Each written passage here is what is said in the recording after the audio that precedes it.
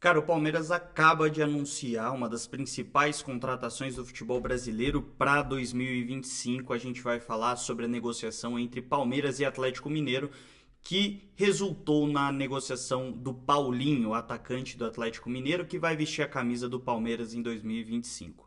Bom, se você gosta de futebol, como diz aqui na capa do canal, não basta assistir, tem que comentar. Se inscreva aqui no canal para que a gente possa debater muito futebol brasileiro durante o ano de 2025. E o assunto do vídeo de hoje não poderia ser outro senão a contratação do Paulinho. O Palmeiras que precisava de um camisa 9 e eu vou expor aqui os motivos do porquê que eu acredito que o Palmeiras precisava de um camisa 9.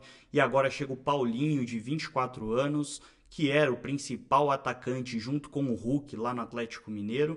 Fez boas temporadas com a camisa do Galo, ele saiu do Vasco, foi para a Europa, jogou no Bayer Leverkusen, não foi bem na Alemanha e retomou ao futebol brasileiro para jogar no Atlético Mineiro. E o SofaScore, que não é parceiro do canal aqui ainda, soltou um dado muito legal sobre o Paulinho. Primeiro, dizer que a negociação foi no valor de 18 milhões de euros, cerca de 115 milhões de reais, ou seja, é muito dinheiro envolvido.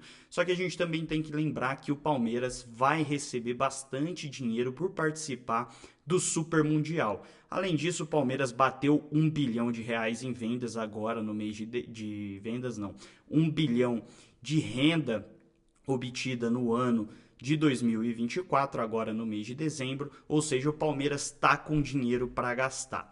Agora bora para o levantamento do SofaScore, que é bem legal, traz aí os dados do Paulinho com a camisa do Atlético Mineiro. E o Paulinho, com a camisa do Galo, jogou 120 partidas, das quais foi titular em 110. Foram 50 gols e 12 assistências, ou seja, 62 participações em gol em 120 jogos. A gente pode colocar aí que é meio gol por partida. Minutos para participar de gols são 156. Passes decisivos, 116, ou seja, ele tem quase que uma média de passe decisivo por jogo. Finalização no gol e finalizações, ao todo foram 264, 132 no gol. Então a gente pode colocar aí que a cada duas finalizações o Paulinho dá uma no alvo. Drible certo 189, ações na área rival 469, bolas recuperadas, e esse dado aqui é bem legal, 452. Se a gente colocar na média dos 120 jogos que ele jogou, basicamente o Paulinho recupera de 2 a 3 bolas por jogo, o que é bastante para um atacante, ou seja, um atacante que pressiona bastante a saída de bola do adversário.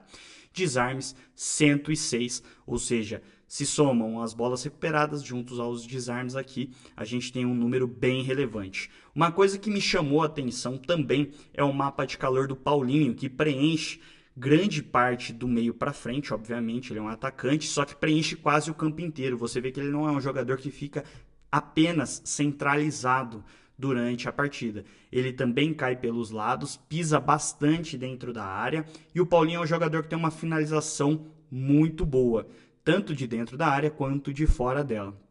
Mas ele é um jogador muito participativo no jogo e acredito que é isso que chamou a atenção do Abel Ferreira. A nota dele pelo SofaScore, segundo aqui a média, 7,15. E agora vamos para outros dados. O Paulinho, entre os jogadores dos times da Série A, desde 2023, também segundo o SofaScore, ele é o jogador que mais marcou gols no Brasileirão. É verdade que aqui a gente tem Paulinho, Hulk e Pedro, e o Pedro passou por uma lesão séria nesse ano de 2024, mas o Paulinho lidera o dado com 28 gols desde 2023 na Série A do Brasileirão.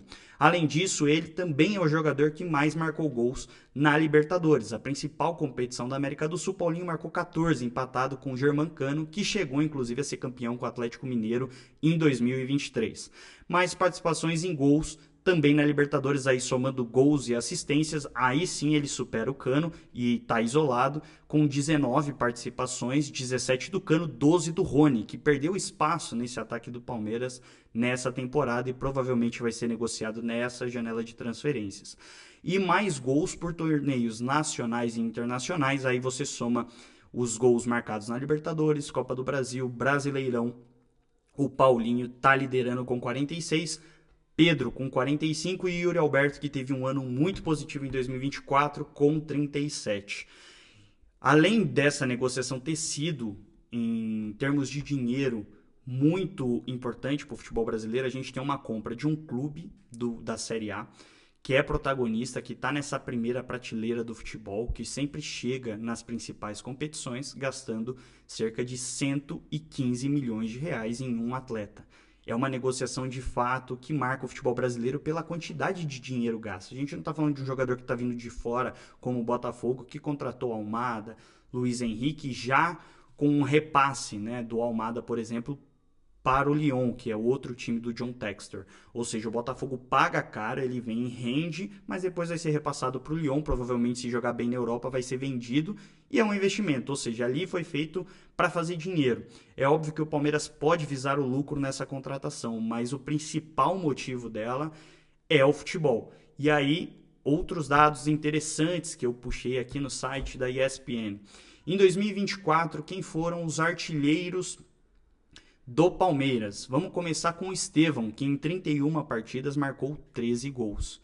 O Veiga é o segundo com 34 partidas, 11 gols. E o terceiro é o Flaco Lopes, aí sim um jogador de área que faz essa função do Paulinho, que em 35 jogos marcou 10 gols. Ou seja, a gente tem números do Paulinho bem expressivos para um ataque que, se você for ver, se o Flaco Lopes é o principal nome, né? E aqui está levando em consideração o Campeonato Brasileiro. É óbvio que também temos outras competições, mas no Brasileirão o artilheiro foi o Estevão e o Flaco Lopes ficou 3 gols atrás do Estevão, que joga pelos lados. Em números de assistências, o Flaco Lopes é o quinto com apenas 2. Ou seja, ele é um jogador que sim, começou a marcar muitos gols, mas porém ele não dá muitas assistências. E como a gente viu, o Paulinho, ele é um dos que mais tem participações em gol. Então não só ele marca gols, como também dá assistências e passes decisivos.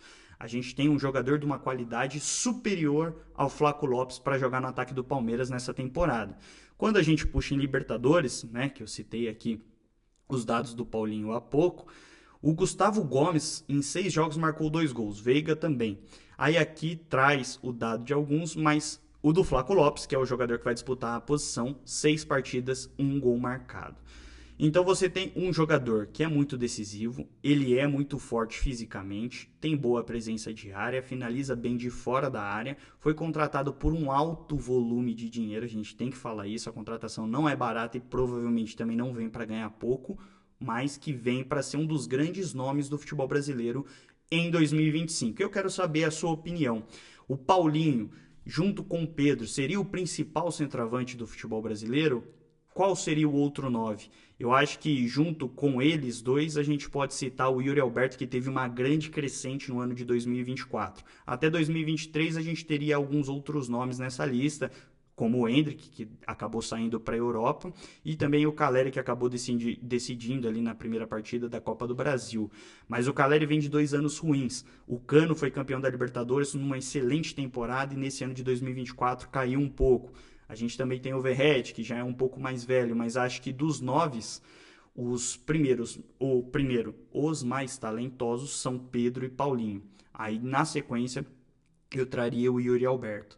Mas o Yuri ainda tem a possibilidade de voltar ao futebol europeu numa primeira prateleira e jogar na Inglaterra. O Paulinho, acho que não. Mas o Paulinho chega num momento importante para o Palmeiras, que tem o Super Mundial pela frente. O que você achou dessa contratação? É uma boa? Deixa aqui nos comentários.